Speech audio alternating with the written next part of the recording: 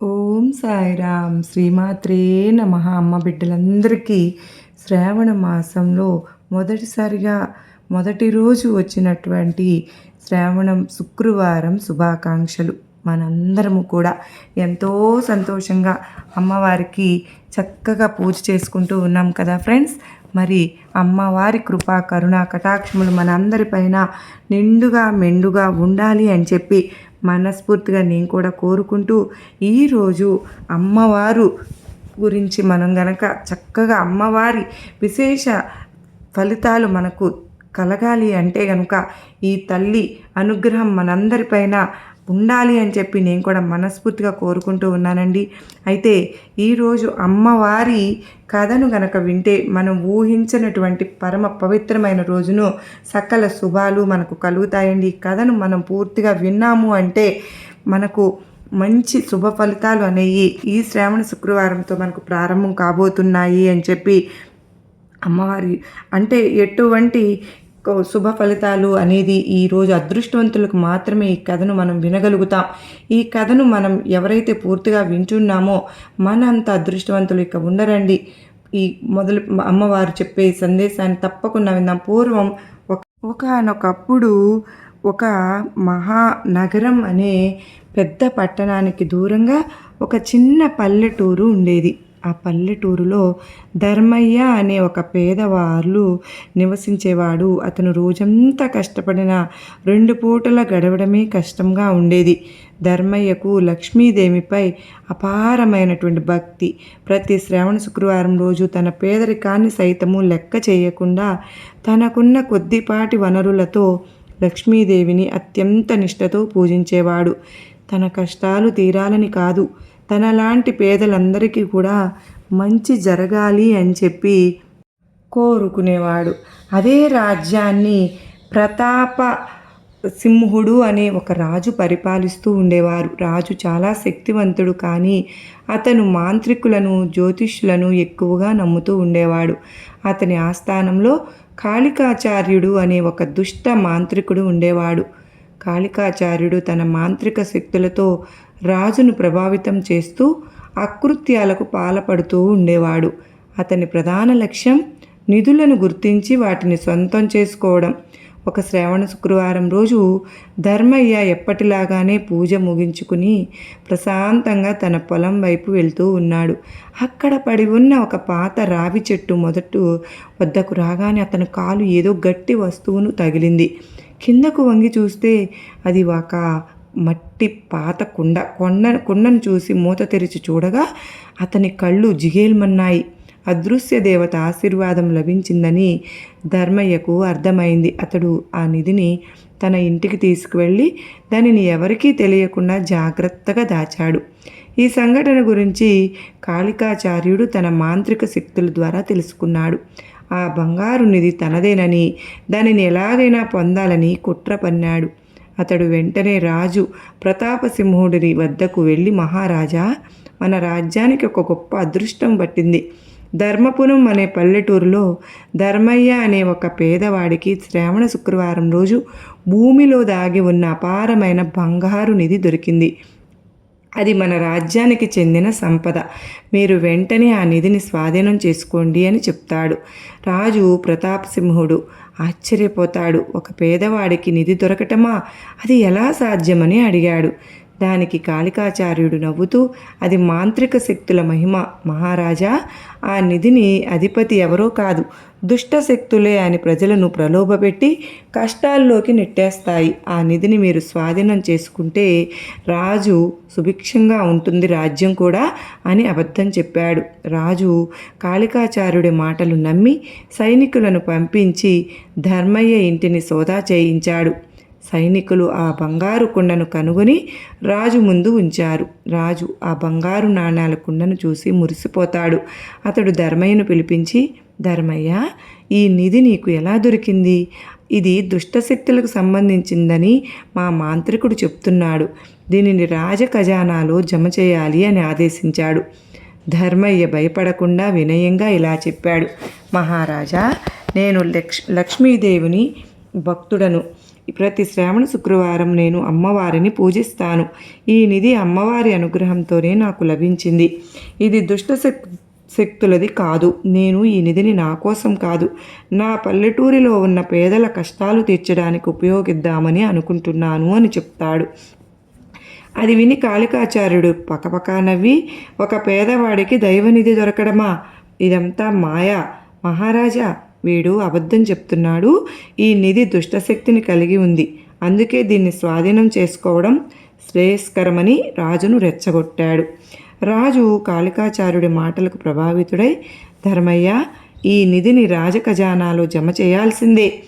నీవు నిధి గురించి అబద్ధం చెప్పినందుకు నిన్ను బంధిస్తాను అని ఆజ్ఞాపించాడు. అదంతా విన్న ధర్మయ్య మనసులో లక్ష్మీదేవిని తలుచుకున్నాడు. తల్లి, నీవే నా సాక్షి, నా నిస్వార్థ భక్తిని, నా నిజాయితీని కాపాడు అని వేడుకున్నాడు. అదే క్షణంలో ఒక అద్భుతం జరుగుతుంది. ధర్మయ్య పూజించిన లక్ష్మీదేవి చిత్రపటం నుంచి ఒక దివ్యమైన కాంతి వెలువడుతుంది. ఆ కాంతి మాంత్రికుడు కాళికాచార్యుడిపై పడగానే అతని మాంత్రిక శక్తులన్నీ హరించుకుపోయాయి. అతని ముఖం వికృతంగా మారి భయంకరమైన అరుపులతో కింద పడిపోయాడు. మాంత్రికుడి దుష్టత్వం రాజుకు స్పష్టంగా కనిపించింది. లక్ష్మీదేవి దివ్యవాణి ఇలా వినిపించింది: ప్రతాపసింహ, ధర్మయ్య నిస్వార్థ భక్తుడు.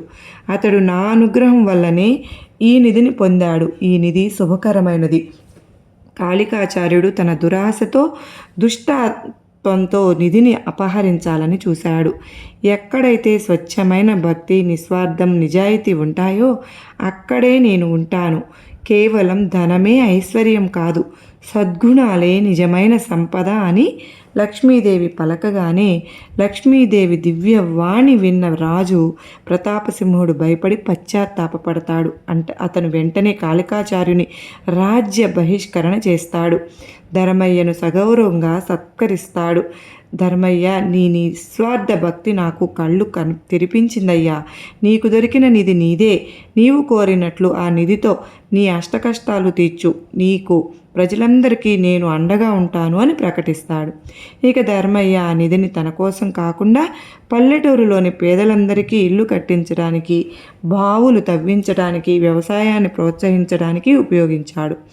రాజు ప్రతాపసింహుడు కూడా నిజమైన దయాగుణం ఉన్న పాలకుడిగా మారి తన ప్రజల సంక్షేమం కోసం పాటుపడ్డాడు.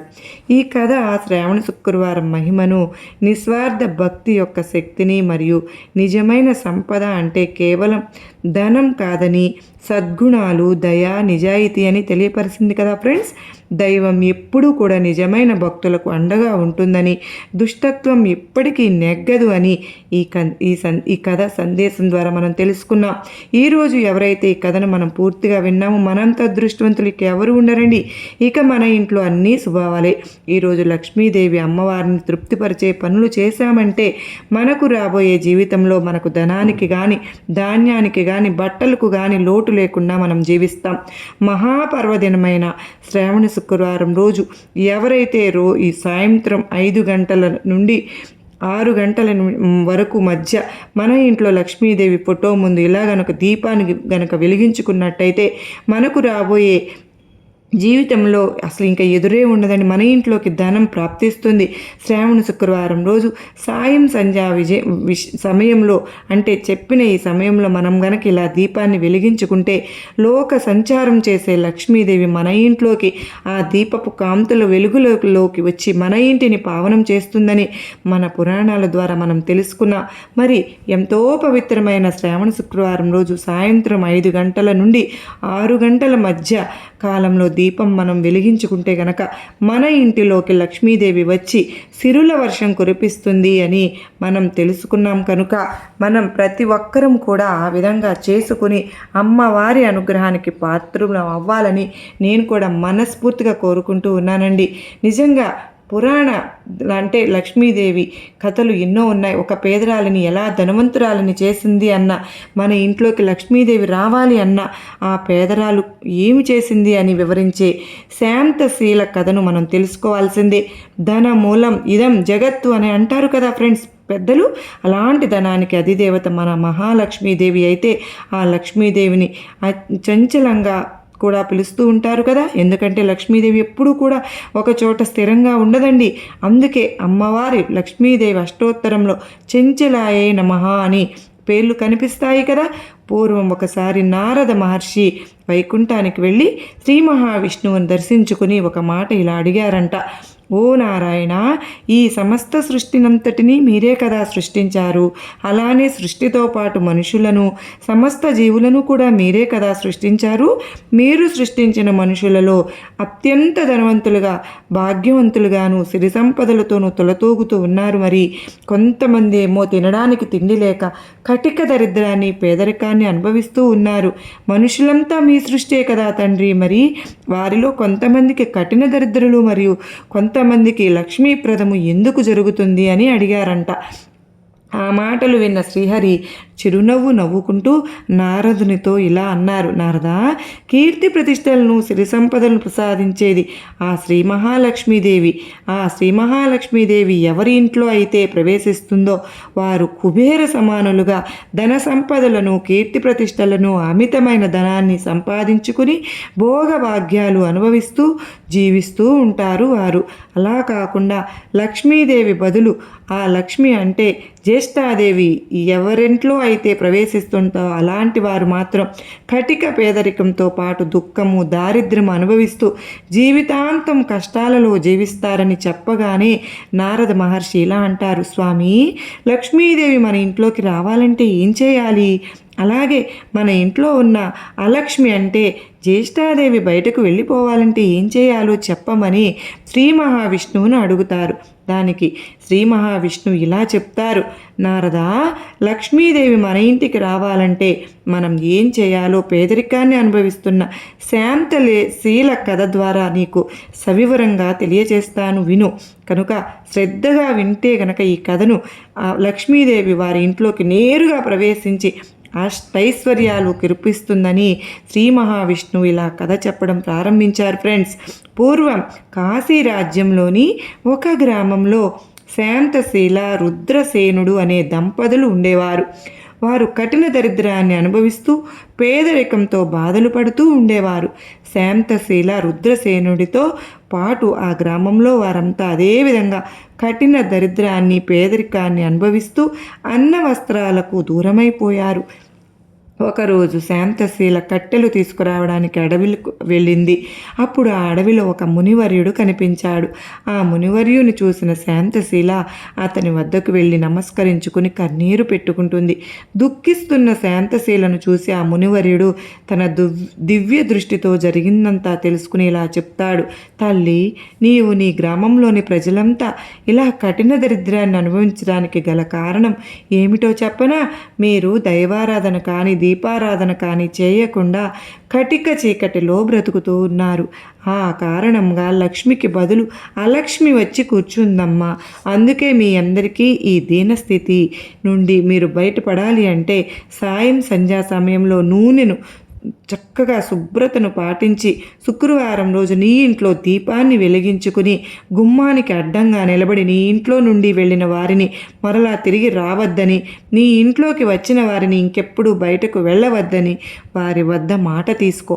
అప్పుడు నీ కష్టాలన్నీ తీరి సకల ఐశ్వర్యాలు సిద్ధిస్తాయని చెప్పారు.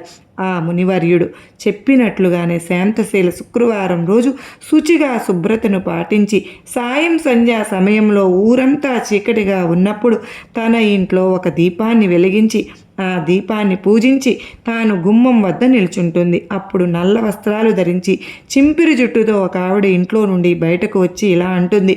నేను ఈ దీపం వెలుగులో ఉండలేను కనుక బయటకు వెళ్ళిపోతాను అని చెప్తుంది. దానికి శాంతశీల ఇలా అంటుంది. నీవు ఒకసారి ఇంట్లో నుండి బయటకు వెళ్ళావా? మళ్ళీ తిరిగి ఇంట్లోకి రావద్దు, మాట ఇవ్వు అని అడుగుతుంది. దానికి జ్యేష్ఠాదేవి ఇలా అంటుంది. ఈ ఇంట్లో దీపం వెలుగుతున్నంతసేపు నేను ఇంట్లోకి రాను అని మాట ఇచ్చి బయటకు వెళ్ళిపోయింది. ఆవిడే అలక్ష్మి. ఆ తరువాత పట్టు పీతాంబరాలు ధరించి నవరత్నాలు పొదిగిన బంగారు ఆభరణాలు ధరించి దివ్య మంగళ స్వరూపంతో దగదగా మెరిసిపోతూ ఒక ఆవిడ గుమ్మం దగ్గరకు వచ్చి, నేను ఈ చీకటిలో ఉండలేను కనుక మీ ఇంట్లో వెలుగుతున్న దీపపు వెలుగులో ఉంటాను అని నన్ను లోపలికి వెళ్ళనివ్వు అని అడుగుతుంది. అప్పుడు శాంతశీల ఆవిడతో ఇలా అంటుంది, ఒకసారి లోపలికి వస్తే మళ్ళీ బయటకు వెళ్ళనని మాట ఇవ్వమని అడుగుతుంది.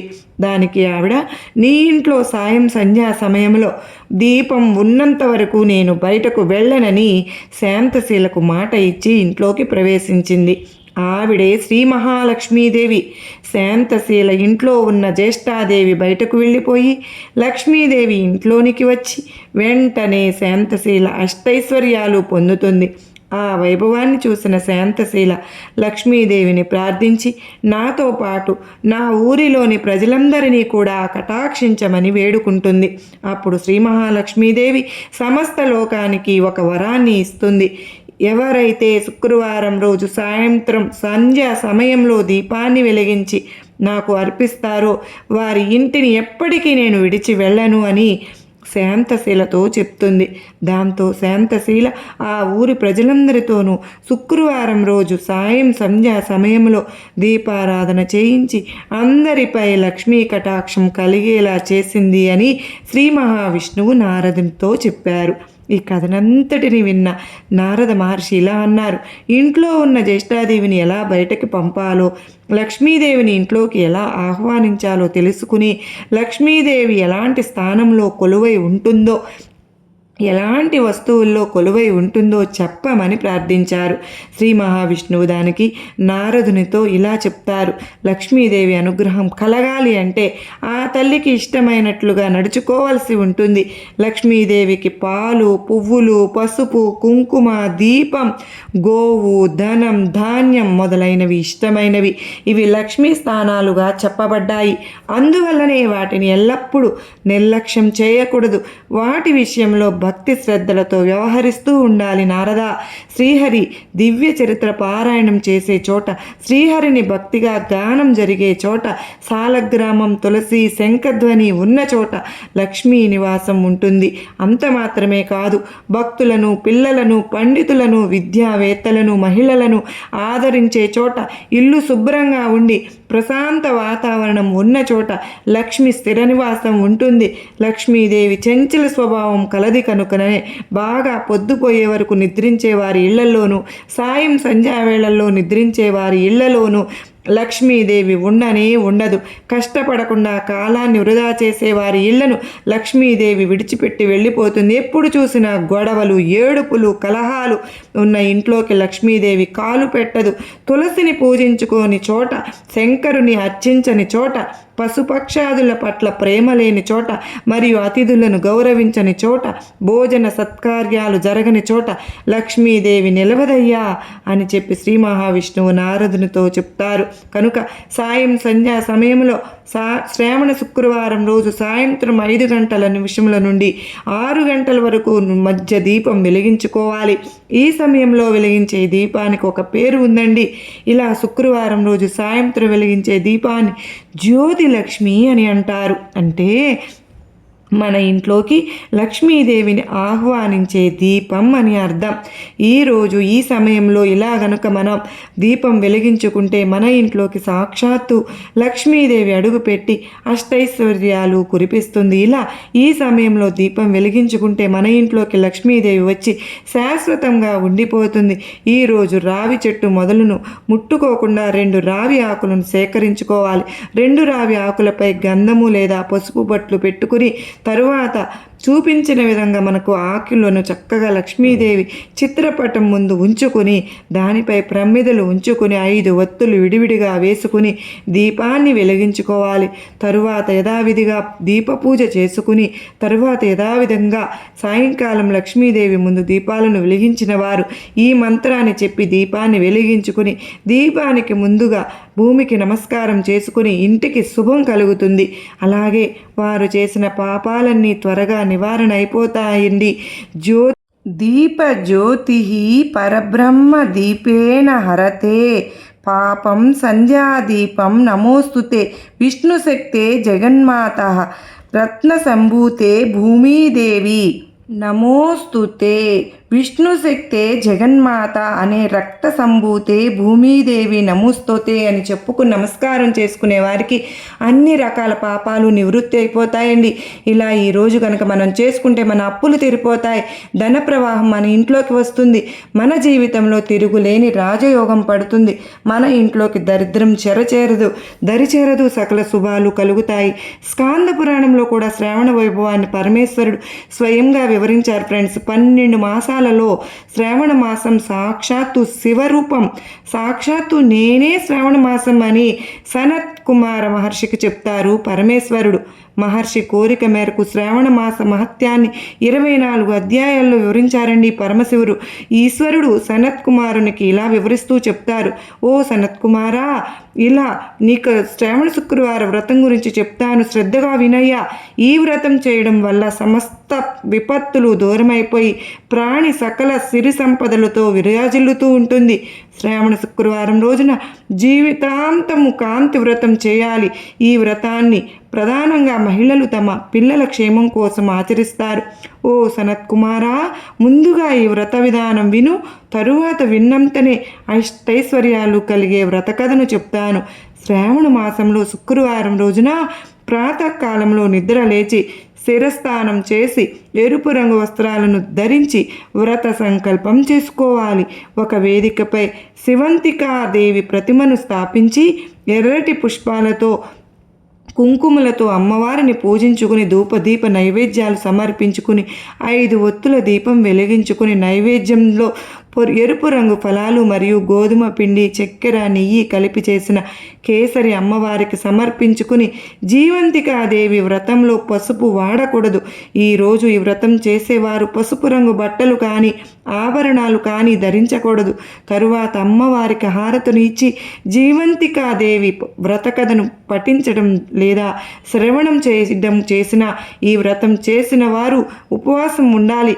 అమ్మవారికి సమర్పించిన కేసరి మరియు ఎరుపు రంగు ఫలాలు మాత్రమే భుజించాలి. కేసరిని ఒక్క పూట మాత్రమే స్వీకరించాలి. సాయంత్రం మళ్ళీ దీపారాధన చేసి రాత్రి జాగరణ చేసేయాలి.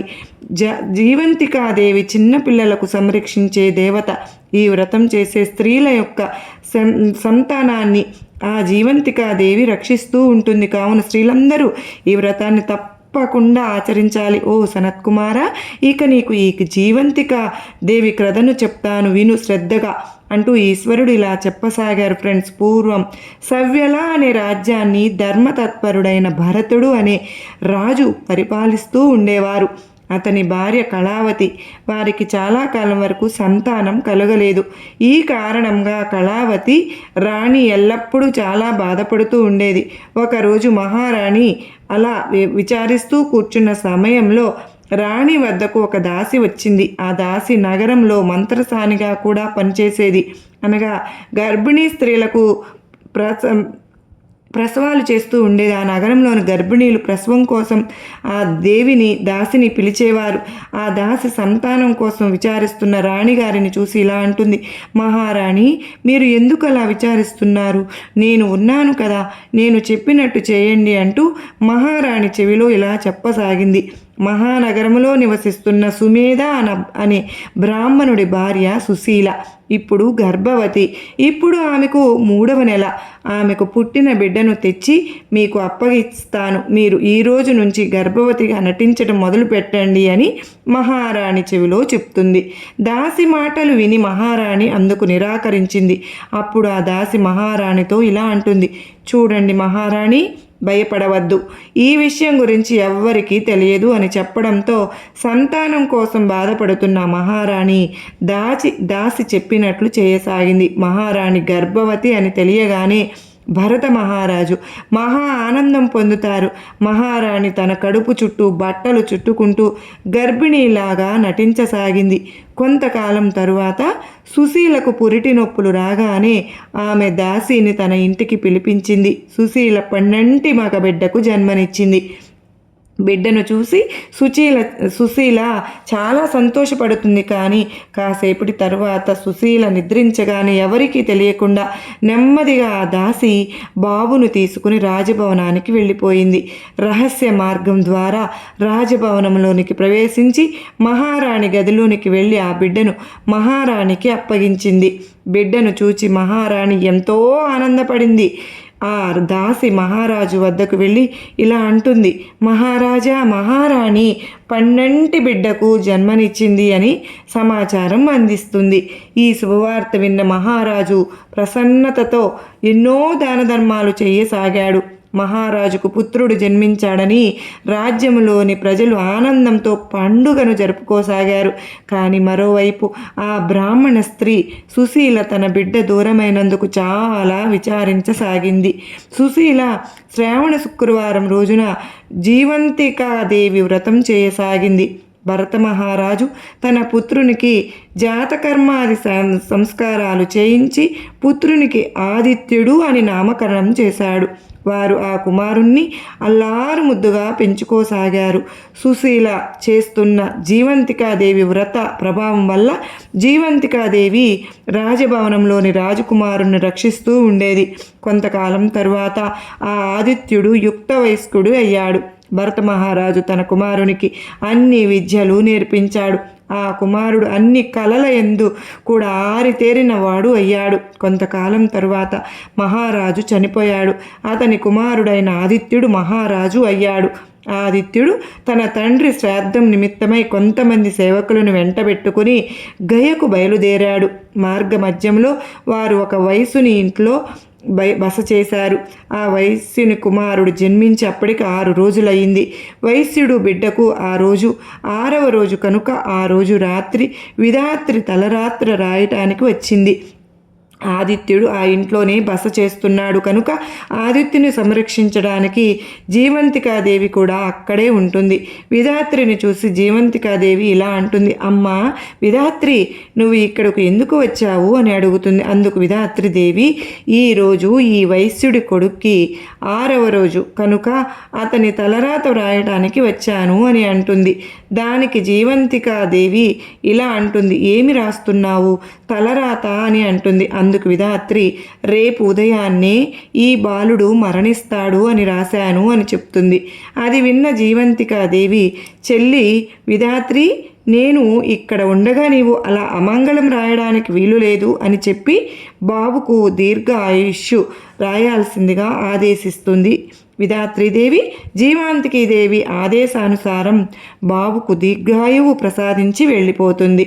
మరునాడు ఉదయాన్నే వైశ్యుడు తన బిడ్డను చూసి చాలా సంతోషపడతాడు మరియు ఆశ్చర్యపడతాడు.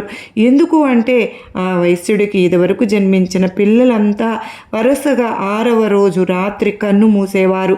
కానీ ఈ బాబు మాత్రం బతికే ఉన్నాడు. ఇదంతా ఆ ఆదిత్యుడి వల్లనే అని వైశ్యుడు అనుకున్నాడు. ఆదిత్యుడు మహాత్ముడని, పుణ్యాత్ముడని, అతడు తన ఇంట్లో బస చేయడం వల్లనే తన కుమారుడు బ్రతికి బట్ట కట్టాడు అని అనుకుంటాడు.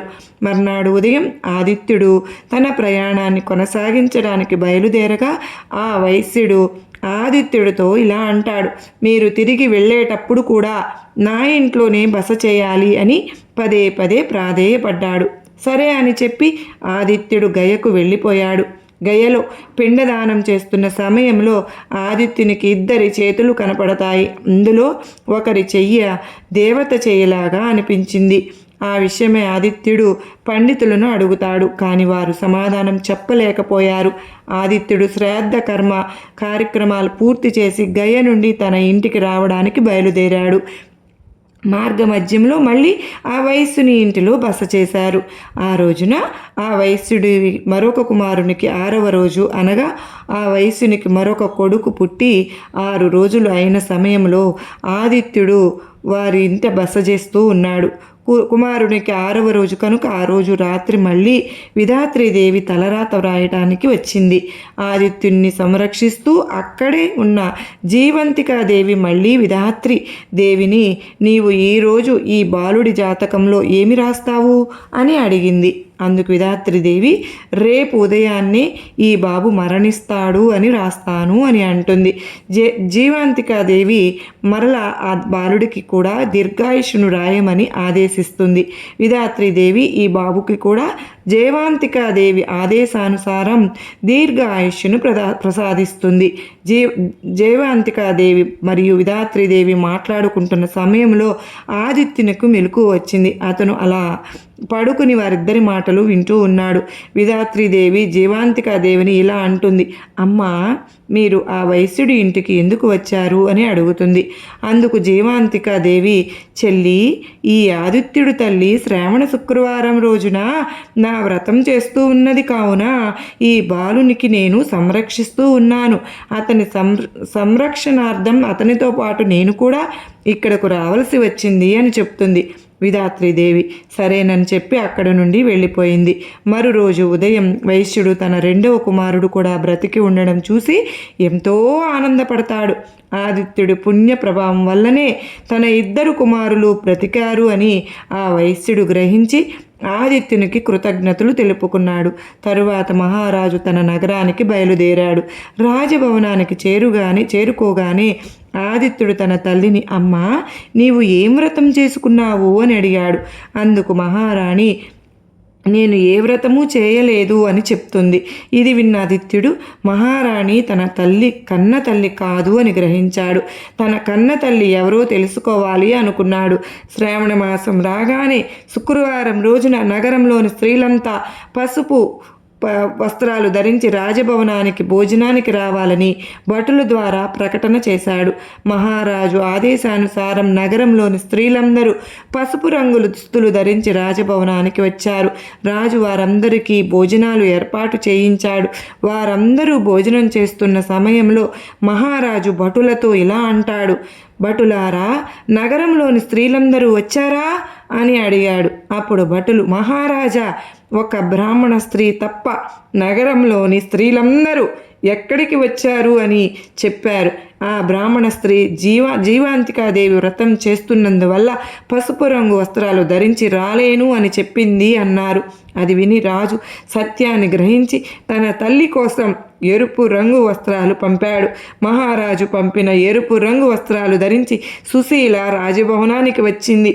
సుశీల తన కుమారుని చూడగానే ఆమె స్తనం నుంచి క్షీరధారలు వచ్చి ఆదిత్యుని ముఖం మీద పడ్డాయి. ఈ దృశ్యం చూసిన వారు అంతా ఆశ్చర్యపోయారు. సుశీల తన మాతృత్వ ఆప్యాయతతో కుమారుణ్ణి కౌలించుకుందని మహారాజు తన తల్లిని రాజభవనంలోనికి తీసుకువచ్చాడని ఈశ్వరుడు సనత్ కుమారునికి శ్రావణ మాసంలో చేసే జయవాంతికాదేవి వ్రత మహత్యం గురించి వివరించారు. ఈ పవిత్ర కథను ఎవరైతే శ్రావణ మాసం వచ్చే రోజున శ్రావణ మాసంలో వింటే సకల శుభాలు కలుగుతాయి. అలాగే ఈశ్వరుడు శ్రావణ మంగళ గౌరీ దేవి వ్రతం గురించి, ఈ వ్రత కథ గురించి ఇలా సనత్ కుమారునికి వివరించసాగారు. ఫ్రెండ్స్, ఈరోజే మొదటి శ్రావణ శుక్రవారం. ఈరోజు ఏమీ చేయకపోయినా సరేనండి, ఈ పవిత్ర కథను విన్నా చెప్పినా మీ ఇంట్లో అష్టైశ్వర్యాలు సిరి సంపదలు కలుగుతాయి. తెలిసి తెలియక చేసిన ఎలాంటి పాపాలు అయినా పోయి ఇక మీ ఇంట్లో అన్నీ శుభాలే కలుగుతాయి. మరి ఈరోజు ఈ కథను వింటే అష్టైశ్వర్య కలుగుతాయో ఈ వీడియోలో మరి తెలుసుకుందామా?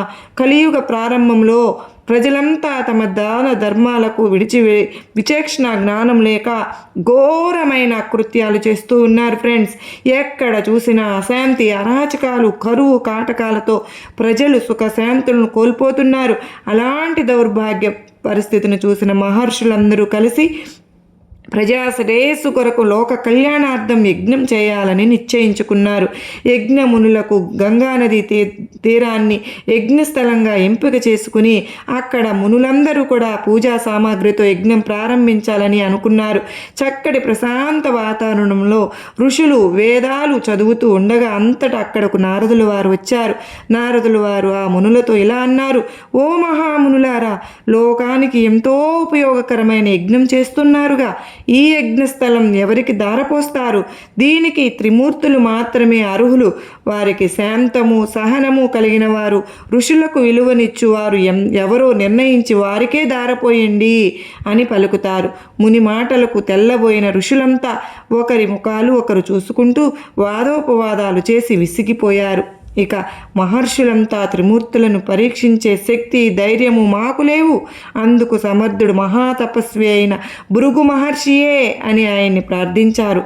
ఋషుల మాట కాదనలేక ఆ బాధ్యతని తన భుజ స్కంధాలపై వేసుకుని భృగువు కార్యాచరణ మొదలుపెట్టాడు. మొట్టమొదట సత్యలోకమున తన తండ్రి అయిన బ్రహ్మను చేరుతాడు. అతడు బ్రహ్మ సృష్టి కార్యంలో నిమగ్నమై ఉన్నారు. చాలా సమయం వేచి చూసిన భృగువును పట్టించుకోలేదు. ఇక భృగు మహర్షికి కోపం వచ్చేస్తుంది. కోపంతో ఇలా అంటాడు, ఓ ఈ బ్రహ్మ, నీవు చరాచర సృష్టికి సృష్టికర్తవైతేనేమి, అహంకార భావంతో కార్యదీవై వచ్చిన ఋషి శ్రేష్ఠుడనైన నన్ను నీవు కన్నెత్తైన చూడకుండా అవమానించితివి. నీకెంత గర్వమా? భూలోకంలో నీకు పూజలు కానీ దేవాలయాలు కానీ లేకుండా ఉండుగాక అని శపించాడు. ఇక భృగు మహర్షి కైలాసానికి వెళ్ళాడు. కైలాసంలో శివపార్వతులు శివతాండవం చేస్తూ భృగు మహర్షి రాకను గమనించక అలానే నాట్యం చేస్తూ ఉన్నారు. ఎంత పిలిచినా నాట్యం మాత్రం ఆపనే లేదు. ఇక భృగు మహర్షి ఎంతసేపు వేచి చూసినా వారు కన్నెత్తైనా చూడడం లేదు. ఇక భృగు మహర్షికి ఎంతో కోపం వచ్చేస్తుంది. ఆ కోపంలో ఇలా అన్నారు, శంకరా, నా రాకని నా అంతరంగాన్ని గుర్తింపక ఉచితానంబు కూడా చూపక అవమానించితివి. నేటి నుంచి నీకు భస్మమే అలంకారం, శ్మశానమే నీ నివాసము, లింగ ఆకారమే పూజించబడదు అని శపించి తాను వచ్చిన కార్యము నెరవేరలేదని బాధతో వైకుంఠానికి పోయాడు. వైకుంఠంలో శ్రీ మహావిష్ణువు సేవలో లక్ష్మీదేవి మునిగి తేలుతూ ఉన్నారు. వారు ఒకరిపై ఒకరు మమకారంతో చూసుకుంటూ ఉన్నారు. చాలా కాలం గడిచినప్పటికీ విష్ణువు తనని గమనించలేదని బ్రహ్మశంకరుల వలన కలిగిన అవమానం చల్లారకముందే విష్ణువు వల్ల కలిగిన పరాభవం వల్ల ఆవేశమున విష్ణువును దరిచేరి శ్రీ మహావిష్ణువు వక్షస్థలాన్ని తన్నుతాడు. వెనువెంటనే లక్ష్మీనారాయణులు ఉలిక్కిపడి లేచి నిర్ఘాంతపోతారు. వెంటనే పరిస్థితిని ఆకలింపు చేసుకుని విష్ణువు భృగు మహర్షికి నమస్కరించి, స్వామి, నన్ను తమ సుకుమార పాదములతో తన్నుట వలన మీ పాదములకు ఎంత నొప్పి కలిగిందో కదా. ఆహా, ఏమీ నా భాగ్యము! మీ వంటి తపస్శాలి ఋషి శ్రేష్ఠుల పాదస్పర్శ కలిగినందుకు నేను ధన్యుడనైతిని అంటూ భృగు మహర్షికి ఉచితానంబు ఏర్పాటు చేసి భృగువునకు పాదము తపస్సుకై గుర్తుగా ములిచిన పాదం వల్ల అతనికి అంత అహంభావం కలిగి వాస్తవాన్ని చూడలేకపోతున్నాడు అని భావించిన విష్ణువు భృగువు అరికాలి అందలి 3వ నేత్రాన్ని చిరిమి వేశాడు. అంతటా అహంకారం వీడి జ్ఞానోదయం పొందిన భృగువు ఇలా అనుకున్నాడు, శ్రీమన్నారాయణుడు ఎంత శాంతచిత్తుడు, ఎంత సాత్వికమూర్తి, నా తొందరపాటుకు ఏమాత్రం ఉద్రేకం అన్నది చెందక తిరిగి నాకే సఫర్యలు చేయుచున్నాడు. యజ్ఞం పొందే అర్హత శ్రీ మహావిష్ణువుకు మాత్రమే ఉన్నది అని నిర్ణయించి శ్రీ మహావిష్ణువుతో ఇలా పలికాడు, ఓ నారాయణ, లోక కళ్యాణార్థం యజ్ఞం చేయదలిచాము. యజ్ఞఫలాన్ని పొందుటకు మీరు మాత్రమే అర్హులు కనుక మీరు వచ్చి యజ్ఞఫలాన్ని స్వీకరించాలి అని అన్నాడు. అందుకు శ్రీ మహావిష్ణువు, ఋషి పొంగవా, మీరు యజ్ఞం జరపండి, మీ కార్యం తప్పక సిద్ధిస్తుంది. నేను తప్పకుండా వచ్చి యజ్ఞఫలాన్ని స్వీకరిస్తాను అని పలికి భృగువుని సాగనంపారు. ఇక లక్ష్మీదేవి కోపం పట్టలేకపోతుంది. శ్రీ మహావిష్ణువుతో ఇలా అంటుంది, నాదా, నా స్థానమైన నీ హృదయాన్ని ఒక అల్పుడు తన్నాడు. నీవు నన్ను హృదయంలో పెట్టుకుంటాను అన్నావు. అలాంటి పవిత్ర స్థానంలో తన్నాడు కనుక నాకు ఇక ఈ వైకుంఠంలో ఉండవలసిన పని లేదు. ఈ ఘోర అవమానాన్ని నేను సహించలేను, వెళ్ళిపోతున్నా అన్న వెంటనే శ్రీ మహావిష్ణువు ఇలా అన్నారు, చూడు దేవి, నీవు లేని ఈ వైకుంఠం శూన్యం. అతను తెలియక అజ్ఞానంతో ఈ పని చేశాడు. అతను మన పిల్లవాడితో సమానం కదా, దీనిని నువ్వు అవమానంగా భావించవద్దు దేవి అన్నాడు. అయినా లక్ష్మీదేవి ఆ అవమానాన్ని జీర్ణించుకోలేకపోతుంది. నా పిల్లవాడైనా సరే నా స్థానాన్ని అపవిత్రం చేయడానికి వీలు లేదు అని భూలోకానికి వెళ్ళిపోతుంది. ఆమె భూమి మీద తపస్సు చేసుకుంటూ ఉండిపోతుంది. ఇక లక్ష్మీదేవి వెళ్ళిపోయేసరికి వైకుంఠం శూన్యమైపోతుంది. శ్రీ మహావిష్ణువు ఆమె కోసం ఆమెను వెతుకుతూ భూలోకానికి వచ్చేశారు. ఆమె బయలుదేరిన తరువాత విష్ణువు భూలోకంలో పుష్కరిణి పక్కన ఆహారము నిద్ర లేకుండా లక్ష్మి తిరిగి రావడానికి ధ్యానంతో చింత చెట్టు కింద చీమల పుట్టలో నివసించసాగాడు. బ్రహ్మ శివుడు అతనిపై జాలి కలిగి విష్ణువుకి సేవ చేయాలని ఒక ఆవు దూడ రూపాలుగా ఏర్పడ్డారు. లక్ష్మి ఒక ఆవుల కాపరి రూపంలో చోళదేశం యొక్క రాజుకు ఆవు దూడను అమ్మింది. చోళరాజు తన పశువుల మందతో పాటు వైకుంఠ కొండపై ఈ పశువులను కూడా కలిపి మేపడానికి పంపుతాడు. చీమల పుట్ట మీద విష్ణువుని కనిపెట్టి ఆవు తన పాలను అందించి తద్వారా అతనికి ఆహారం ఇచ్చింది. ఇలాగా కానీ రాజభవంతి వద్ద ఆవుల నుండి కొద్దిగా అంటే పాలు అయినా లభించడం లేదని ఆ దేశపు చోళరాణి దీనికి కారణం కనుక్కుని రమ్మని శరభుణ్ణి పంపింది. ఇక ఆవుల కాపరి అయిన శరభుడు అవును రహస్యంగా అనుసరించి చీమల పుట్టపై తన పొదుగు నుండి పాలను ఖాళీ చేయిస్తున్న ఆవును కనుగొన్నాడు. ఆవు యొక్క ప్రవర్తన వల్ల ఆగ్రహానికి గురైన ఆవుల కాపరి శరభుడు తన గొడ్డలిని ఆవు మీదకు విసిరాడు. గొడ్డలి దెబ్బ నుండి ఆవును కాపాడేందుకు విష్ణువు చీమల పుట్ట నుండి పైకి లేచి వచ్చాడు. ఆ గొడ్డలి దెబ్బ శ్రీ మహావిష్ణువుకి తగిలి రక్తస్రావం అయింది. ఇక శ్రీ మహావిష్ణువు శరభుడిని పిశాచిగా అవ్వమని శపించాడు. తన తప్పు తెలుసును క్షమించమని ప్రార్థించాడు శరభుడు. దానికి శ్రీ మహావిష్ణువు ఇలా అన్నారు, నాకు పద్మావతితో కళ్యాణం జరుగుతుందని దాంతో నీ శాప విమోచనం జరుగుతుందని చెప్పాడు. అంతేకాదు శరభుడికి ఒక వరం కూడా ఇచ్చాడు. భూమి మీద మొట్టమొదట నువ్వు నన్ను చూశావు కనుక నా ప్రథమ దర్శనం నీకే ఇస్తున్నాను అని వరం ఇచ్చాడు. ఆ తరువాత శ్రీ మహావిష్ణువు ఒక కులమాత ఆశ్రమానికి వెళ్తాడు. ఇక లక్ష్మీదేవి అంశ పద్మావతిగా ఆకాశరాజుకు నాగేటి చాలులో దొరుకుతుంది. ఆకాశరాజు భూమిని దున్నుతున్న సందర్భంలో సీతామాత ఎలా అయితే దొరికిందో అలాగే ఆకాశరాజుకు పద్మావతి అలానే దొరికింది. ఆ శిశువుకు అల్లారు ముద్దుగా పెంచుకుంటూ ఉంటారు వాళ్ళు. ఆమెకు పద్మావతి అని నామకరణం చేస్తారు. ఇక శ్రీనివాసుడు అనే పేరుతో శ్రీ మహావిష్ణువు ఒకులమాత ఆశ్రమంలో నివసించడం మొదలు పెడతారు. ఆ తరువాత కాలంలో శ్రీనివాసుడు పద్మావతిని చూడడం, ఆమెలో ఉన్న లక్ష్మీ అంశకు ఆకర్షితుడే ఆమెను వివాహం చేసుకుంటాను అని ఆ కులమాతకు చెప్తాడు. ఇక ఒకులమాత స్వయంగా ఆకాశరాజు వద్దకు వెళ్ళి మాట్లాడడంతో అంతకు ముందే శ్రీ మహావిష్ణువు సోదముగా వెళ్ళిన నీ బిడ్డ కోసం 7 కొండలు దిగివచ్చి కొండంత దేవుడు వస్తాడని అతనితో వివాహం జరిపించమని చెప్తుంది. ఆ విధంగా శ్రీనివాస పద్మావతి కళ్యాణం ఘనంగా జరుగుతుంది. ఆ తదనంతరం లక్ష్మీదేవి అక్కడకు రావడం, పద్మావతి దేవి లక్ష్మీదేవి సంవాదంలో భగవంతుడు సాలగ్రామ రూపిగా అక్కడ శిలాస్వరూపంగా ఈ తిరుమల కొండపై వేంచేసి ఉన్నారు. ఈ పవిత్ర కథను ఈరోజు ఎవరైతే విన్నారో వారికి జన్మల పాపాలు పోయి కోటి జన్మల మహాపుణ్యం వస్తుంది. ఆ లక్ష్మీదేవి ఆశీస్సులు మనందరికీ కలిగి ఇంట్లో సకల శుభాలు కలుగుతాయి. సర్వేజన సుఖినో భవంతు.